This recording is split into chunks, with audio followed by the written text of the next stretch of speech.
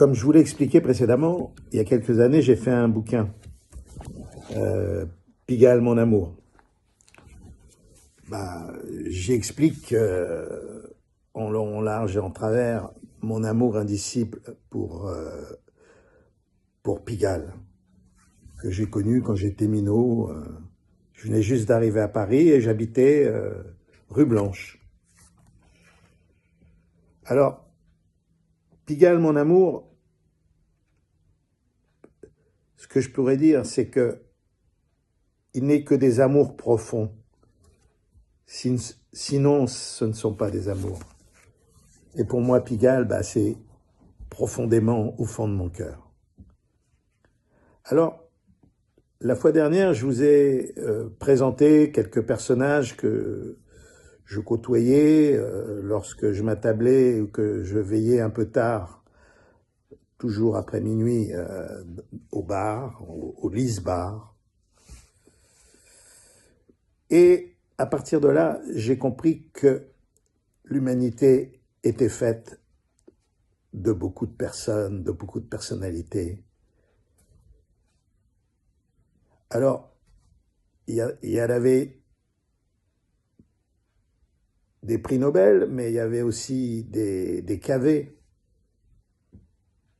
Il y avait Dédé de Pantin, un blondinet rabougri, Claudius, un Auvergnat, un élégant, Lulu de la Glacière. C'était son nom, c'était son blaze. Beaucoup de monde le respectait. Je pense qu'il avait des lettres de noblesse. Marcel de la Villette, le louche Ben, le tueur de cochon. Vous savez que les gugus qui travaillaient à la Villette, ils avaient leur langue, c'est le louche Ben. C'est comme l'argot, mais spécialité roast beef, voilà. Il y avait aussi Coco de Joinville, un gars qui, soi-disant, connaissait tout, qu'on pouvait croiser à Gravelle, le roi du tuyau percé. Gentil garçon, un peu poisseux quand même, un peu poisseux.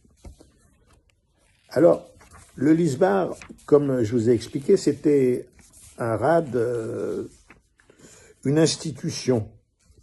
Et le Frisé l'avait racheté en sortant de prison. Il avait contacté les Rital et il lui avait fait un crédit. Voilà. Oh, il le rembourse. Maintenant, il vit peinard. Il est retiré des voitures.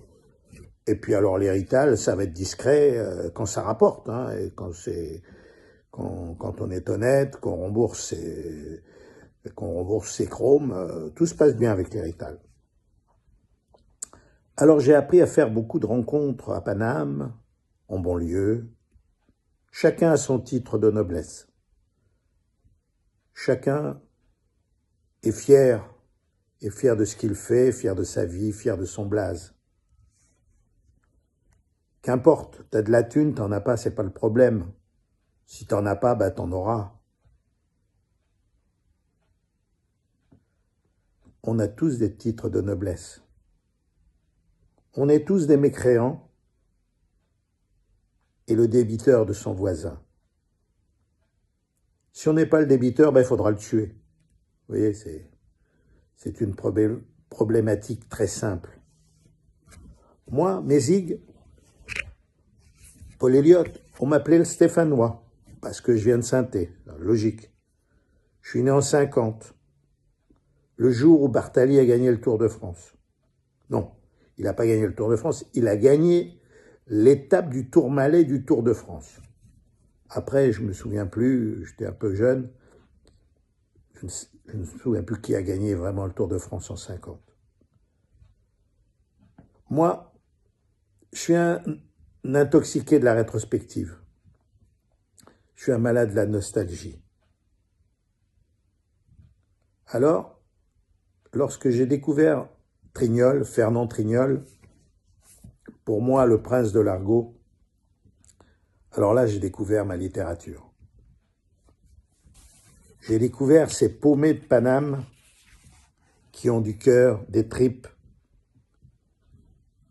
mais malheureusement, toujours des destinées un peu courtes.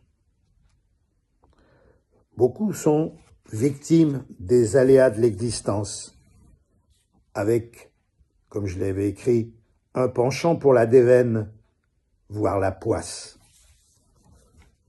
En tout cas, ces gugus ne sont pas communs, et c'est pour cela que leur destin, pour moi, méritait un arrêt, méritait de m'y pencher. Tous n'ont pas le cerveau d'un prix Nobel, vous vous en doutez, mais il faut de tout pour faire Paris.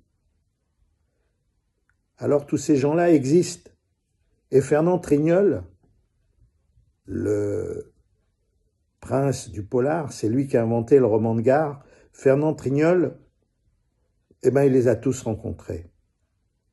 Il vivait la nuit, le Fernand, et il prenait des notes, et puis il faisait des bouquins. Son premier bouquin, c'est La vaisselle de Fouille, un chef-d'œuvre, qui a été copié, recopié maintes et maintes fois. Bon, Trignol, personne ne le connaît. On lui a pillé toutes ses idées, on lui a pillé tous ses bouquins. Et puis le jeune homme s'est éteint dans l'ignorance totale. Mais moi, je me souviens de Trignol. C'est lui qui a donné à Lutèce cet argot qui fait que